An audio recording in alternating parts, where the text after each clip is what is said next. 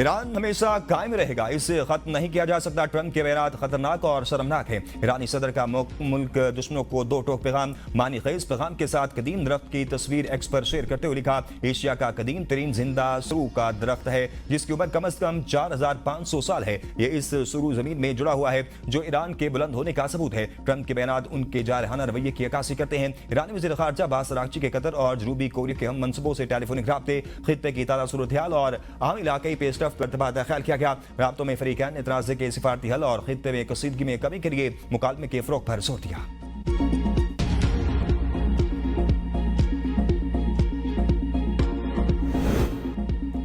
अमन के लिए सब्र और दानिशमंदी जरूरी है। अमेरिका और ईरान के दरमियान मुज़ाकरात के दूसरे दौर और मुस्तकिल अमन के लिए पुरुम्मीद हूँ। वज़ीर आज़म शहबाज शरीफ का बरतानवी अखबार संडे टाइम्स को इंटरव्यू में कहा, अमन आसानी से हासिल नहीं होता, इसके लिए सब्र, दानिशमंदी और मुश्किल हालात में फैसले करने की सलाहियत होनी चाहिए। हम अभी भी पूरी कोशिश कर रहे हैं कि इस्लामाबाद में मुज़ाकरात का एक और दौर हो और देर पाम कायम हो सके। दुनिया भर में पाकिस्तान को एक ईमानदार, सालिस और ऐसे मुल्क के तौर पर तस्लीम किया जा रहा है जिस पर आलमी क़यादत को मुकम्मल एतमाद है। ये हमारा सुनहरी वक्त है। सदर ट्रंप मुदाखलत न करते तो दुनिया जनूबी एशिया में एक बड़ी तबाही देख सकती थी। शायद कोई जिंदा न बचता जो बता सकता कि क्या हुआ। पाकिस्तान दहशतगर्दी की नई लहर का सामना कर रहा है जिसमें कलअदम तहरीक तालिबान पाकिस्तान, BLA और दीगर गिरोह शामिल हैं। अफगानिस्तान में दहशतगर्दों के ठिकानों के खिलाफ कार्रवाई मजबूरी है। हमारे मासूम लोग मारे जा रहे हों तो हम खामोश नहीं रह सकते। ऐसी सूरत में क्या करें? क्या उन लोगों के साथ खाना खाएं? ये जंग हम सिर्फ पाकिस्तान नहीं बल्कि पूरी दुनिया के लिए लड़ रहे हैं।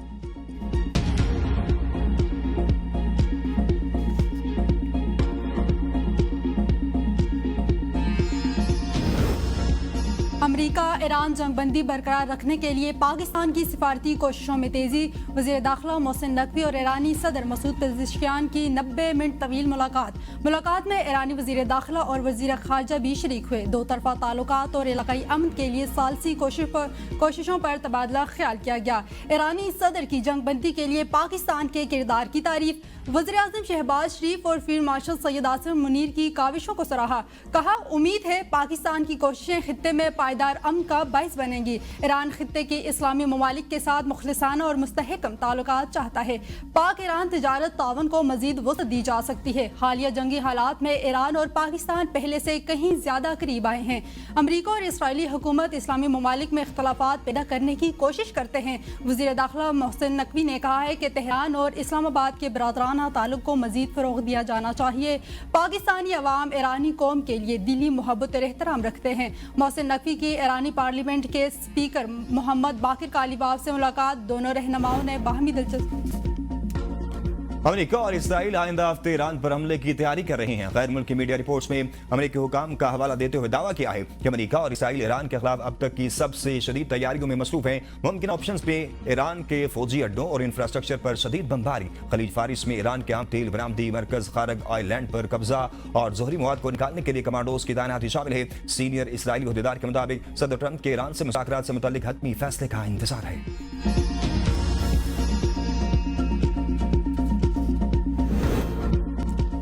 ईरान पर दोबारा हमले शुरू करने का मतलब होगा अमेरिका और इसराइल ने माजी की गलतियों से कुछ नहीं सीखा। रूस का ईरान पर फिर हमलों की खबरों पर रद्द-ए-अमल। वियना में बैन-अल-अक़वामी तंजीमों में रूस के मुस्तकिल मंदूब ने चीनी वज़ीर ख़ारजा के इस मौक़िफ़ की मुकम्मल तायद की कि अपना हुदमस खोलने के लिए मुकम्मल जंगबंदी की जाए।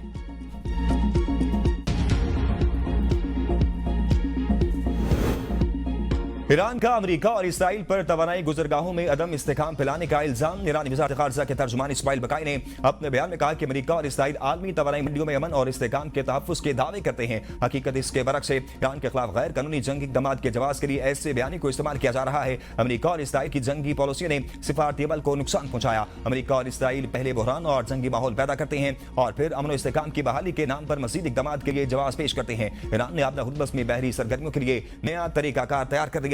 ईरानी पार्लियामेंट के नेशनल सिक्योरिटी कमीशन के सरबराह इब्राहिम अजीजी कहते हैं, ईरान के मुतय्यन करदा रूट पर ट्रैफिक कंट्रोल करने के लिए हमेशा पेशावराना निज़ाम का ऐलान जल्द कर दिया जाएगा। ईरान के साथ ताउन करने वाले तिजारती जहाज फायदा उठाएंगे। खुसूसी खदमात की फीस ली जाएगी। ये रास्ता नाम निहाद प्रोजेक्ट फ्रीडम ऑपरेटर्स के लिए बंद रहेगा।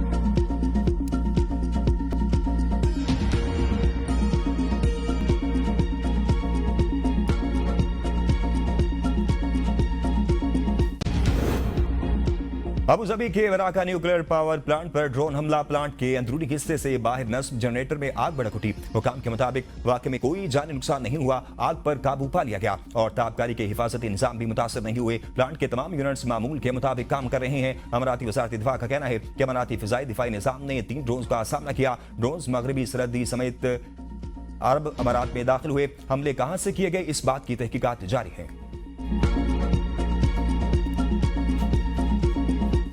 भारत को आलमी थप्पड़, जिद का जवाब जिल्लत। सिंतास मुआहदे पर पाकिस्तानी मौक़िफ़ इंसाफ पर मबनी करार। आलमी साल से अदालत ने पाकिस्तान के हक में फैसला दे दिया। भारत सिंतास मुआहदे पर सिफारती, कानूनी और इखलाकी महाज पर मुकम्मल तौर पर नाकाम। फैसले में कहा गया सिंतास मुआहदा आलमी बैंक की जमानत के तहत कायम बैन अक़वामी मुआहदा है। भारत यकतरफ़ा तौर पर इससे मुअत्तल नहीं कर सकता। पाकिस्तान का मौक़िफ़ दुरुस्त और बैन अक़वामी कानून के मुताबिक है।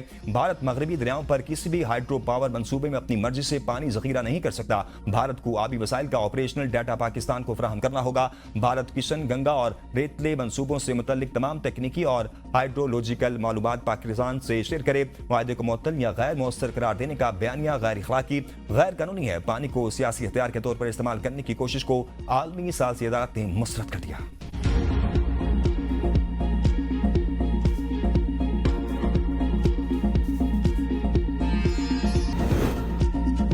वोटर की उम्र 18 से 25 साल करने के बयान से राना सनाउल्लाह का यू टर्न। कहा, मैंने सिर्फ कहा था ये एक राय है, हुकूमती या सियासी सतह पर ऐसी कोई तजवीज़ ज़ेरे गौर नहीं है। जब राना सनाउल्लाह से पूछा गया ये किसकी राय है तो उन्होंने कहा कि राय किसी की भी हो सकती है, लेकिन हुकूमती सतह पर ऐसी कोई सोच मौजूद नहीं। सियासी इस्तेकाम के लिए तमाम जमातों को मिल बैठ कर आगे बढ़ना होगा। हुकूमत की तरजीह मईशत की बेहतरी और अवामी रिलीफ है। सियासी इख्तिलाफ अपनी जगह, मगर कौम मफाद पर कोई समझौता नहीं होगा। तमाम मसाइल का हल पार्लियामेंट और जमहूरी अमल के अंदर मौजूद है।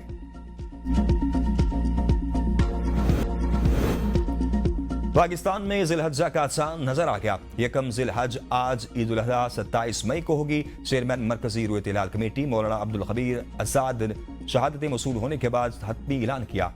सऊदी अरब, इंडोनेशिया, मलाइशिया, ओमान समेत मुख्तलिफ ममालिक में जिलहज्जा का चांद नजर आ गया। ईद उल अज़हा 27 मई को मनाई जाएगी।